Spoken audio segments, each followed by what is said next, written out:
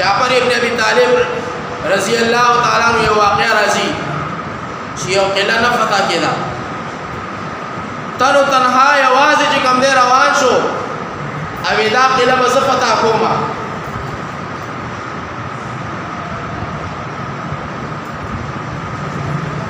دا هغه جوش ته ګوره دا هغه ولولې ته ګوره دا هغه ایمانی جذبی او قوت او طاقت ته ګوره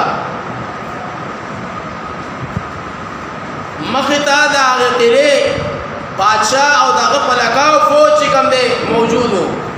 لیکن جعفر ابن ابي طالب رضی الله تعالی عنہ یک وطن تنها چې کوم دی روان شو ودا قلعه مزفتا کوما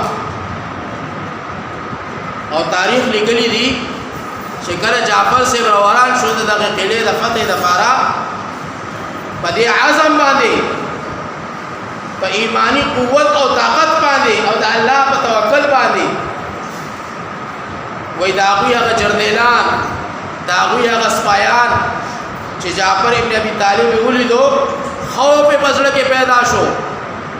او داغه د قدمونو مبارکو په برکت باندې د هغه قلعه دیوالونه چې کوم نه پړه کېدو په خوځېدو شروع شو هغه د قلعه دروازې بند کړې بادشاہ ته وی چې بادشاہ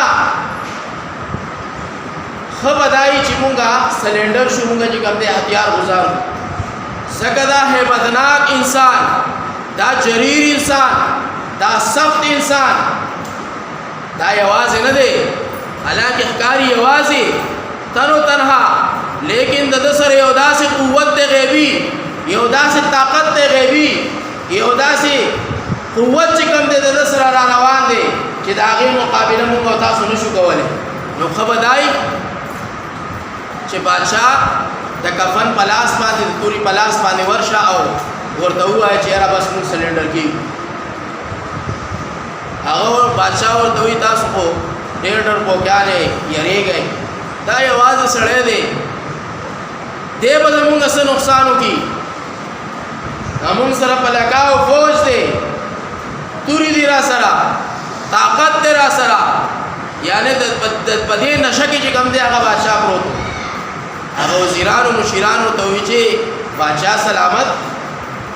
هغه مونږ منو چې زموږ سره طاقت ته قوت ته